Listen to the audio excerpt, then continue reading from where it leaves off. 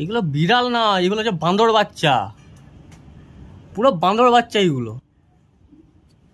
কোথায় উঠেছে দেখো, এই জবা গাছের একদম ডগার মধ্যে উঠে বসে রয়েছে। একে কেউ বলবে দেখে দূর থেকে বাঁদরের বাচ্চা বসে রয়েছে।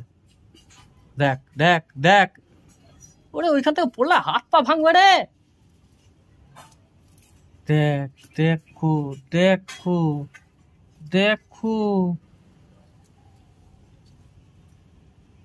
ওই তখন মিষ্টিকে ওঠা শিখিয়েছে, এখন মিষ্টি নিজে এখন তিরিং বিড়িং করে উঠে যাচ্ছে।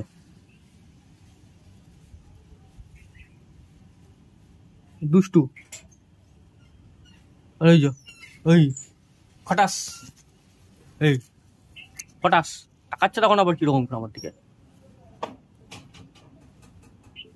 মিষ্টি, ও মিষ্টি, ও বাবাই, নাম বুঝে গেছি।